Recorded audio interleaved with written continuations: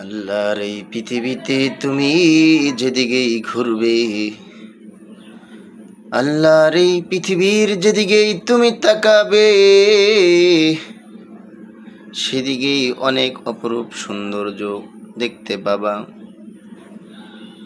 সূর্যের দিকে তাকাবা, সূর্য কত সুন্দর। চাঁদের দিকে তাকাবা, চাঁদ কত সুন্দর। আসমানের দিকে তাকাবা, আসমান কত সুন্দর। কোথাও সাদা মেঘ, কোথাও আবার ব্লু মেঘ, কোথাও আবার কালো মেঘ।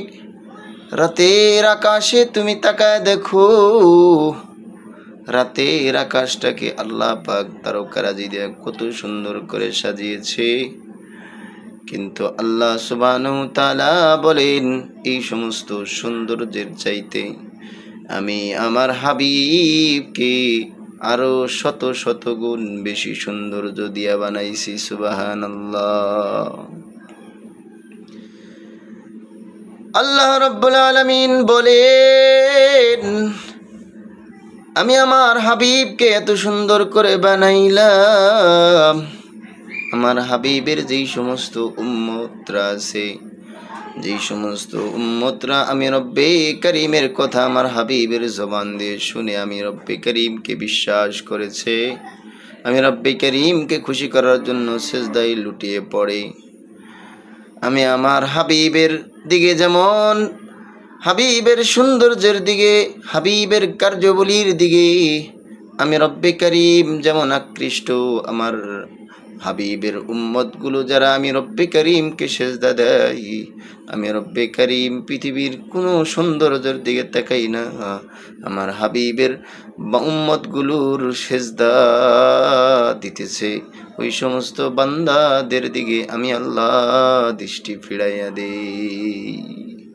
আমি আল্লাহ আমার হাবিবের এই সমস্ত বান্দার দিকে তাকাই, আমার বান্দাগুলো, আমার হাবিবের উম্মতগুলো কি সুন্দরভাবে আমি রব্বে করিমকে বিশ্বাস করে, আমি রব্বে করিমকে খুশি করার উদ্দেশ্যে, আমি রব্বে করিমকে প্রভু হিসেবে মেনে নিয়ে আমি রব্বে করিমকে সিজদায় অবনত হচ্ছে।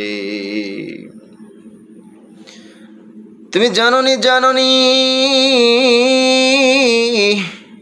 সিজদার কত দাম। হায়াতে যে বান্দা আল্লাহকে খুশি করার জন্য রব্বে করিমকে প্রভু হিসাবে, রব্বে করিমের গোলামীকে উদ্দেশ্য করে যে একটা সিজদা দিবে, আর সিজদাটা যদি মুহাম্মদুর রাসূলুল্লাহর শেখানো সিজদা হয়ে যায়, তাহলে তোমার সিজদা জমিনে পড়ার সাথে সাথে, জমিনে পড়ার সাথে সাথে তোমার মাজার থেকে নিয়ে তোমার অঙ্গ, তোমার সমস্ত শরীরের ওয়েট অনুযায়ী যদি স্বর্ণ আল্লাহর রাস্তায় সদকা করে দাও, যেই সওয়াব হবে, তুমি আল্লাহর দরবারে একটা সেজদা দেওয়ার সাথে সাথে অত পরিমাণ সওয়াব আল্লাহ পাক তোমার আমল নামায় দান করবে। সেজন্য সেজদা দিলে লস নাই, লস নাই।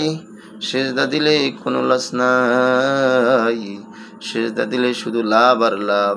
কারণ আল্লাহ সুবহানাহু তাআলা এই দুনিয়ার হায়াতে আমাদেরকে দিয়েছেন, আমাদেরকে লভ্যাংশ বুঝে লভ্যাংশ আদায় করে নেওয়ার জন্য আল্লাহ পাক দুনিয়ার হায়াতে আমাদেরকে এই দুনিয়ার সমস্ত নিয়ামত দিয়েছেন।